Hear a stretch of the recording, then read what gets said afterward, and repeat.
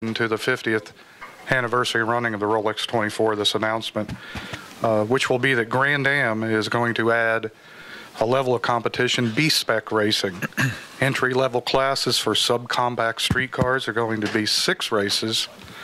Very popular form of racing now in North America, and the races are going to be during the Homestead Miami weekend, New Jersey weekend, Mid-Ohio, Watkins Glen, Mazda Raceway, Laguna Seca, and Lime Rock Park, those 6 weekends. We have a couple gentlemen here to elaborate on this announcement. We're going to hear first from Dave Spitzer, who's our Managing Director of Manufacturer and Series Development. Dave, go ahead. Thank you, Herb. Well, yeah, we're very excited to announce B-Spec after quite a long time working on the project. It really began as a genesis from the manufacturers reaching out to us and asking for ways to explore involving a new crop of people in racing, new teams, new drivers, and younger folks in racing. So we're proud to announce the series. There's a lot of energy around small cars in this country. In this particular case, I'll give you a little bit more of the technical basis of the series, and I'll ask Tom will add in a little bit more about the big picture. The concept of this series, which is different from Continental Tire Sports Car Challenge, is these cars will be very inexpensive. The target is no more than $30,000 for a race-ready car. And in fact, there are some cars that will be in the order of $10,000 to $15,000 for a race-ready car. The modifications are very minimal. Basically, you remove all the interior from the car, put a manufacturer-approved and Grand-Am approved set of components on the car, such as dampers and sway bars, that type of thing, a single roll cage, a proper roll cage in the car, and that's it. The races are kept to a very short duration, and the grip level of the cars will be also kept to a low level to minimize the loads on the suspension, to minimize the requirements for any modifications or for any sort of durability enhancements. The idea is these really should be street cars. We're talking about something on the order of 110 to 115 horsepower.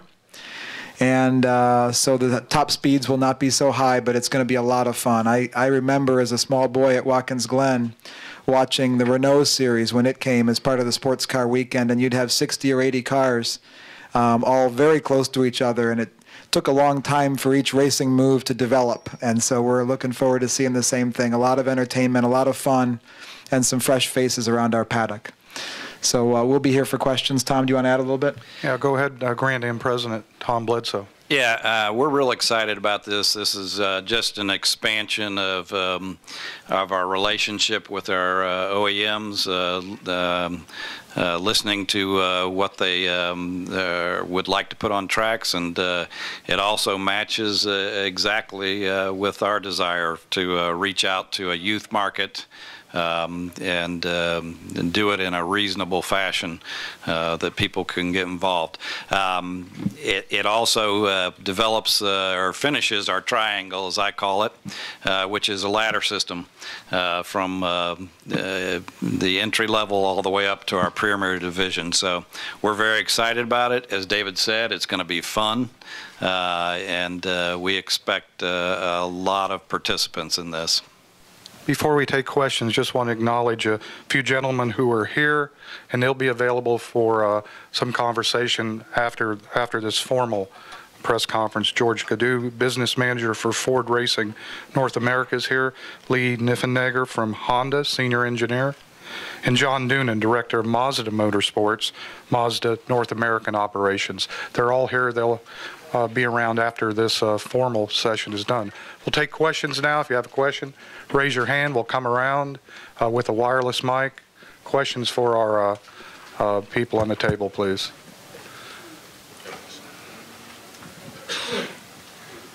Thought we haven't.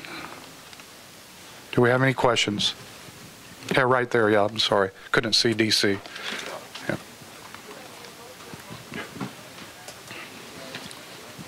I'm somewhat distracted, gentlemen. Forgive me. D.C. Williams is my name. I don't see anything in the press release with respect to the length of the races. Do you know what that will be? Yeah, it'll be somewhere between 30 and 45 minutes. We want to get a little deeper into it and again, talk to the manufacturers and see what the durability of the cars is. The idea, it should be very easily a tank of fuel, and it should be easy on the brake. So hopefully we'll keep the duration low so that the cars don't need much service, but 30 to 45 minutes. So then it'll be a one gas tank race. That's correct. There'll be no pit stops.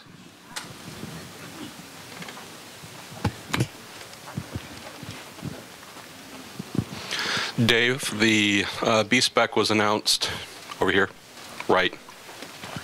Hey, Marshall. Hey, Dave. B-Spec was announced in December of 2010, not under a large sanctioning body like Grand-Am. Will the cars that were built at that time be, I don't know, grandfathered, or will people have to build all new cars to comply? Yeah, Mike Kramer from my staff has been integral in the development of our regulations. We have been in cooperation with the other sanctioning bodies and certainly with the manufacturers and tried to be as coordinated and consistent as we can.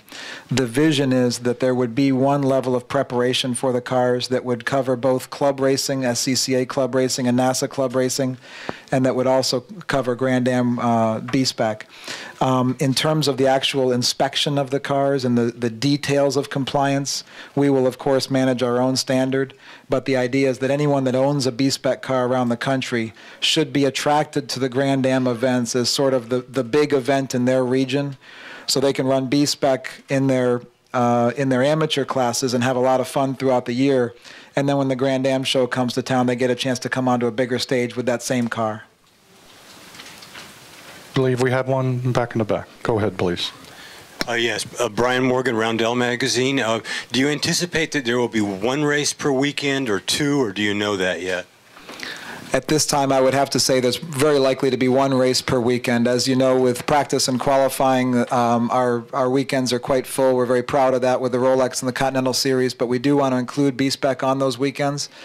And furthermore, to make available time, all practice sessions will be qualifying also. So the clock is always ticking, and we'll try to optimize that way. More questions? Do we have any more?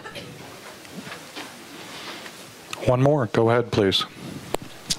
So DC again. Why isn't this already over in Grand-Am's Continental Tire Sports Car Challenge? What differentiates besides a gas tank and 4 cylinders? Well, even they got 4 cylinders over there. So what differentiates this from there? A couple of things. We can go from the cars, and then we'll also talk about the sport itself. The cars will be significantly lower power, significantly smaller, and much less modification than Continental.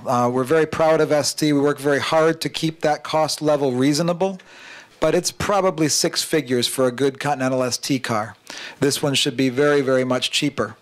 The next thing is, from a team and driver point of view, we want there to be new people coming. And so Continental drivers will not be racing in B-Spec. We don't want to have the top 5 or 8 winning cars already known before the green flag drops. We want to see new names, new people that are coming. And if you look back at the history of these types of classes, it's a great incubator for teams as well. So it should be an opportunity not only for teams such as Compass 360, Carl Thompson will certainly be building cars and supporting, but for new teams that none of us have heard of. And so that's the idea. All right, thank you. Any more? Okay, looks like we're all set. Once again, want to urge everybody, if you want to talk to some of our OEM reps, they're here also. Thank you very much.